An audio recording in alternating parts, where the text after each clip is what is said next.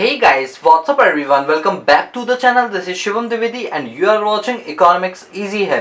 दोस्तों आज की क्लास में हम पढ़ेंगे ट्रेड डाइवर्जन क्या होता है और ट्रेड क्रिएशन क्या होता है, और ये दोनों के दोनों जो वर्ड्स हैं या जो टूल हैं ये हमारे लिए बहुत ज़्यादा इंपॉर्टेंट है, खासतौर पे इंटरनेशनल ट्रेड में रीजनल इकोनॉमिक इंटीग्रेशन पे। दोस्तों मेक श्योर आप हमारी लास्ट क्लास देख चुके होंगे, क्योंकि उसके बाद ही आपको आज का टॉपिक समझ आएगा।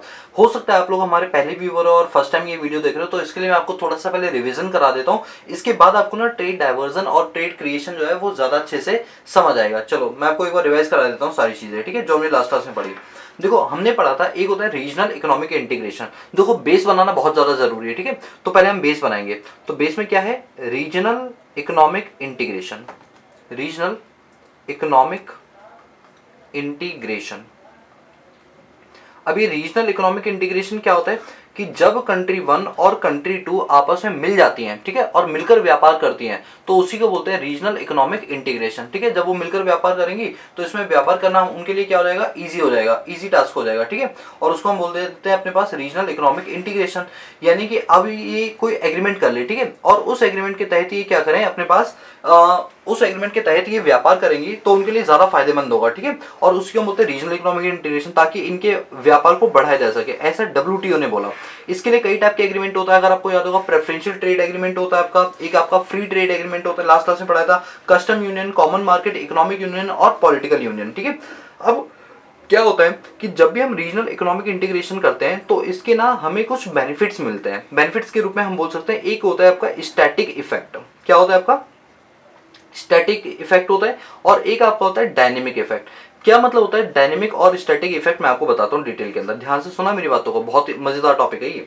देखो डायनेमिक इफेक्ट तब होता है जब आप लॉन्ग टर्म के लिए रीजनल इकोनॉमिक इंटीग्रेशन करते हो, यानी कोई भी ऐसा एग्रीमेंट जो आप लंबे समय के लिए कर रहे हो, यानी रीजनल इकोनॉमिक इंटीग्रेशन में लॉन्ग टाइम पीरियड के लिए कोई अगर आप काम करते हो तो उसमें जो इफेक्ट होते हैं उनको बोलते हैं डायनेमिक इफेक्ट। और स्टैटिक इफेक्ट हमेशा शॉर्ट टर्म के लिए होता है। कब के लिए होते हैं? शॉर्ट टर्म के लिए होता है। और जो आज का हमारा टॉपिक है वो शॉर्ट टर्म वाला ही है, यानी आज जो हम ट्रेड क्रिएशन पढ़ेंगे वो ट्रेड क्रिएशन हमारे शॉर्ट टर्म में ही आता है। किस में आता है? आपका शॉर्ट टर्म में आता है। और ट्रेड डाइवर्जन भी हमारा शॉर्ट टर्म के अंदर होता है। मैं आपको एक एक चीज को डिटेल में बताऊंगा, बस मेरे साथ थोड़ा सा बने रहना, ठीक है।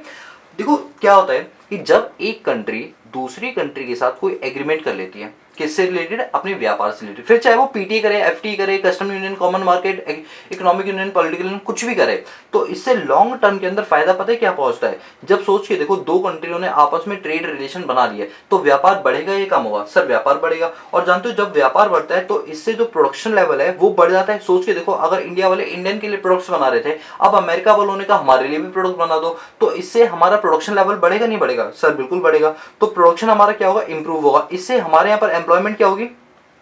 जनरेट होगी और एम्प्लॉयमेंट बढ़ेगी।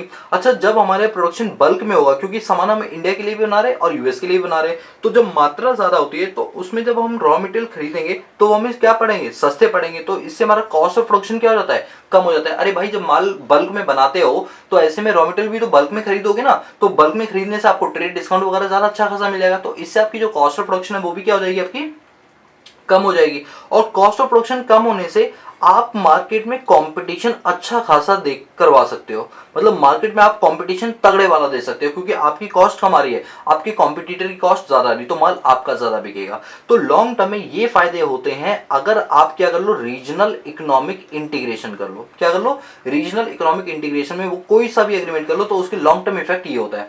बात करते हैं शॉर्ट टर्म इफेक्ट। दोस्तों क्या होता है? ट्रेड क्रिएशन एक अच्छा चीज माना जाता है और ट्रेड डाइवर्जन एक गलत चीज मानी जाती है। मतलब ये एक पॉजिटिव इंपैक्ट शो करता है ट्रेड क्रिएशन, और ट्रेड डाइवर्जन आपकी नेगेटिव इंपैक्ट को शो करता है। अब बात उठती है कि ट्रेड क्रिएशन और ट्रेड डाइवर्जन होते क्या है आखिर। चलो मैं आपको बताता हूँ एक एग्जांपल के थ्रू, और बहुत ध्यान से सुनना। सबसे पहले जो मैं आपको एग्जांपल दूंगा वो देता हूं, चलो मैं अभी बोलूंगा नहीं, आप खुद समझ जाना कि किसका एग्जांपल होगा, ठीक है।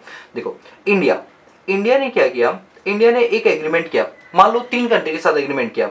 एक तो यूएसए के साथ किया, एक उसने चाइना के साथ किया, और एक उसने लेट सपोज पाकिस्तान के साथ किया। अब ऐसा है नहीं बट मैं एग्जांपल में ले रहा हूं, ठीक है। इन 3 कंट्री के साथ इंडिया ने एग्रीमेंट किया, मतलब ये 3 है बल्कि 4 कंट्री ने मिलकर क्या किया? लेट सपोज इन चारों लोगों ने मिलकर अपने पास फ्री ट्रेड एग्रीमेंट किया। क्या किया?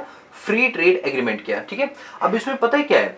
अभी पाकिस्तान को हमने शामिल नहीं किया, लेट्स सपोज अभी मैंने पाकिस्तान पे सर्कल कर दिया ना, अभी मैंने पाकिस्तान को एफटी में शामिल नहीं किया। आप कह सकते हो एफटी के अंदर एक तो इंडिया शामिल है, यूएस शामिल है और चाइना, पाकिस्तान को हमने शामिल नहीं किया। एग्जांपल है, अभी एग्जांपल तक रखना, ठीक है चीजों को। अब क्या हुआ कि यूएस ने बोला कि मैं इंडिया को माल भेजूंगा, मैं इंडिया को माल भेजूंगा, और इंडिया को जो माल भेजूंगा उसकी कीमत पड़ेगी 2000 रुपए। लेट सपोज यूएस वाले ने बोला कि मुझे ना ऐसे यहां बनाना चाहिए, देखो यूएसए ने बोला मैं इंडिया को माल भेजूंगा और वो माल बनेगा कितने रुपए में, 2000 रुपए में।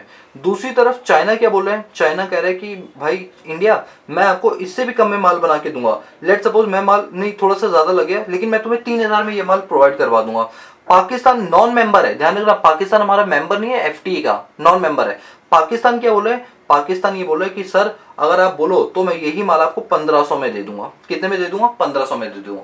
तो अब मेरी बात को सुनो, अभी जो मैंने फ्री ट्रेड एग्रीमेंट किया, ऐसे छोड़ो फ्री नहीं बल्कि मैंने पीटीए किया, प्रेफरेंशियल ट्रेड एग्रीमेंट। अच्छा एक बात बताओ, preferential trade agreement last class में पढ़ाया था, इसके अंदर क्या होता है, इसके अंदर दो चीजें होती हैं, मेंबर कंट्रीज और नॉन मेंबर कंट्रीज। याद है, नॉन मेंबर कंट्रीज के साथ टैरिफ भी लगेगा और नॉन टैरिफ बैरियर भी लगेंगे, जबकि मेंबर कंट्रीज के साथ ना जो टैरिफ बैरियर और नॉन टैरिफ बैरियर होंगे वो क्या होंगे, कम लगेंगे।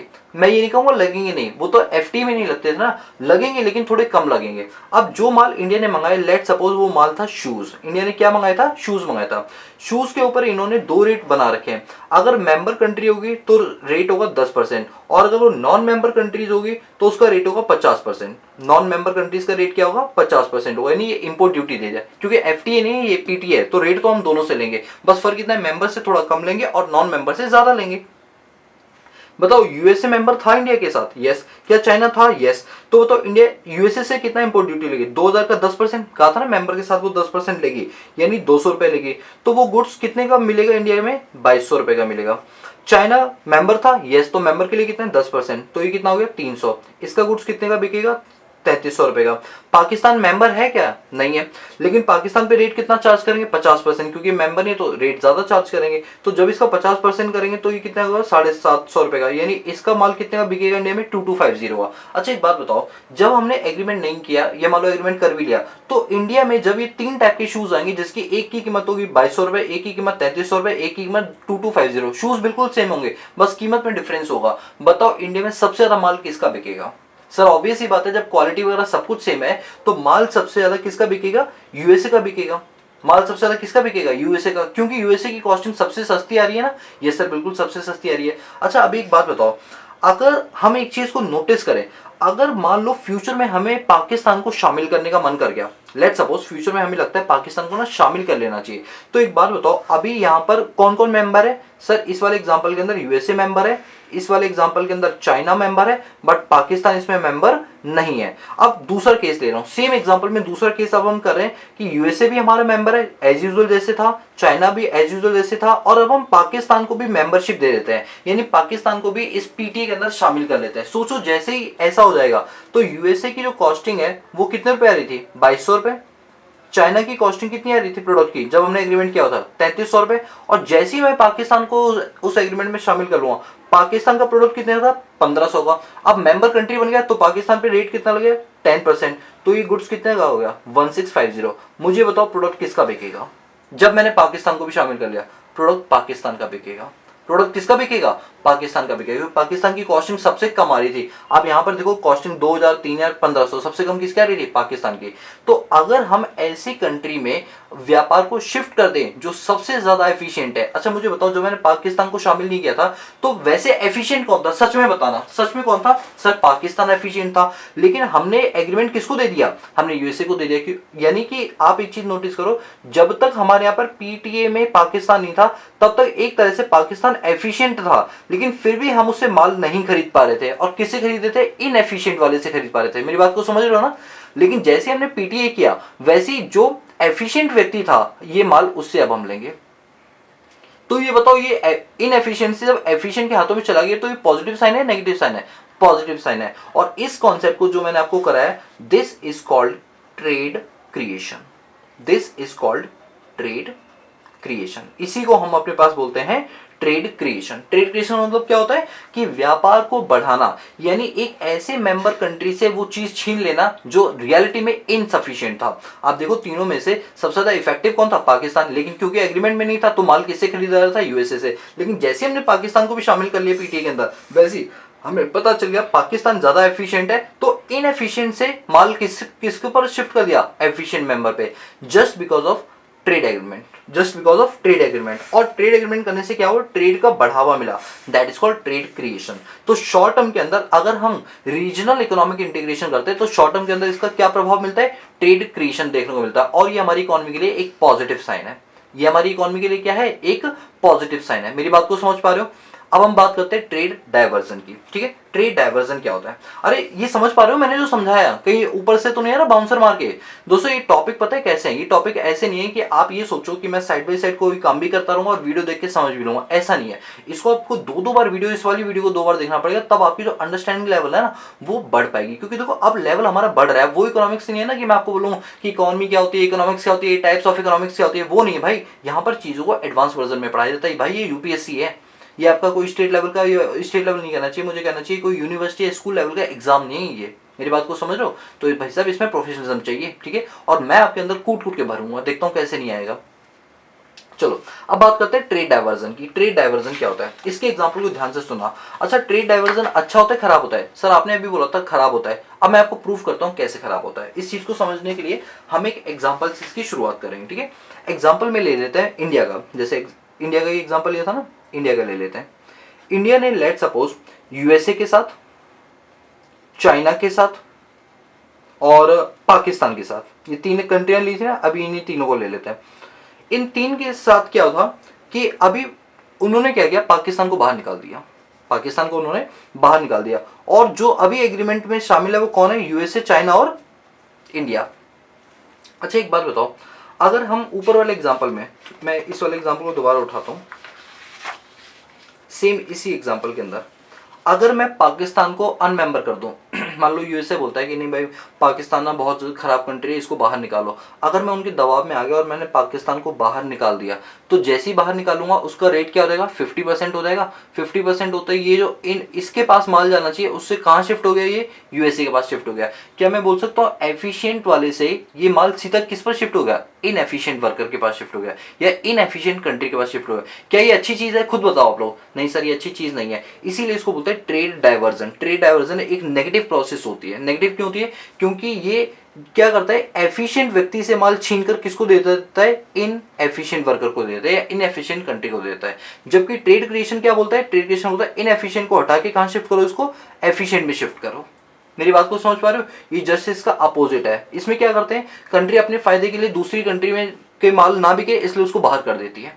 मेरी बात को समझ पा रहे हो? And this is called trade diversion. मेरी बात को क्लियर कट समझ पा रहे हो? नहीं समझ पा रहे हो? बिल्कुल सर। अब आप इस नोट्स को पढ़ोगे तो आपको प्रॉपर समझ आएगा।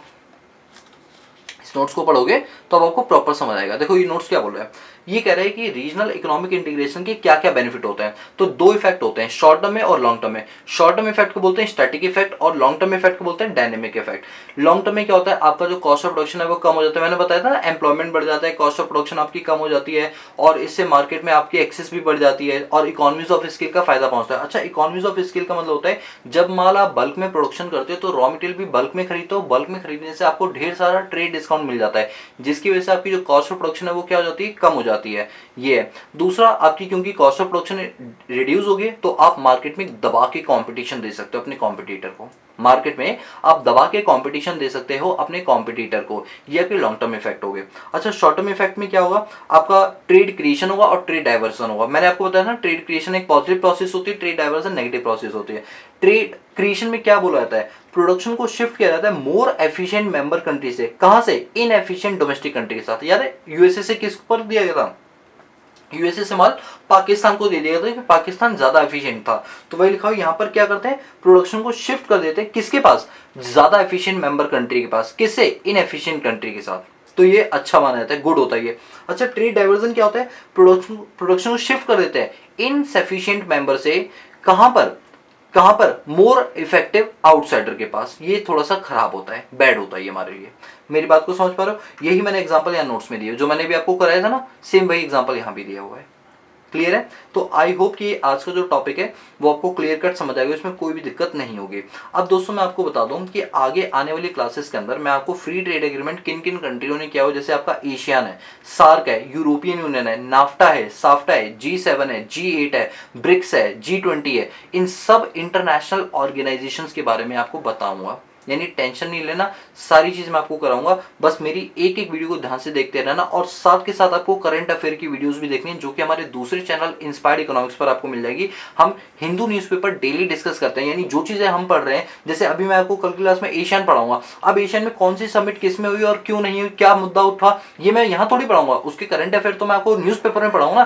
तो हम करंट अफेयर और न्यूज़पेपर दोनों की सीरीज कवर करते हुए चलते हैं, किस पर, दूसरे चैनल इंस्पायर्ड इकोनॉमिक्स, तो उसको भी सब्सक्राइब कर लेना, डेली वीडियोस आती हैं। और अगर आपको हमारी नोट्स पसंद आ रहे हो, आप ये नोट्स लेना चाहते हो, तो टेलीग्राम चैनल ज्वाइन कर लो, लिंक दिया हुआ डिस्क्रिप्शन बॉक्स में, या टेलीग्राम पे आप सीधा टाइप करो इकोनॉमिक्स सीधे आपको मेरा चैनल मिल जाएगा और ज्वाइन कर लो। वहाँ फ्री ऑफ कॉस्ट नोट्स भी मिल जाते हैं, फ्री ऑफ कॉस्ट आपको हिंदू न्यूज़पेपर में मिलता है, और तीसरा अब हिंदू न्यूज़पेपर के भी नोट्स बना बना के मैं आपको वहाँ प्रोवाइड करता हूँ, यानी हर चीज आपको फ्री ऑफ कॉस्ट मिल जाएगी वहाँ पर। ठीक है, तो चलिए दोस्तों आज के लिए इतने रखते हैं। दोस्तों if you like the video, give a big thumbs up and subscribe the channel and press the bell icon so that you notify all the time when I post new video on this YouTube channel। बाकी मिलते हैं next class में, तब तक के लिए peace out.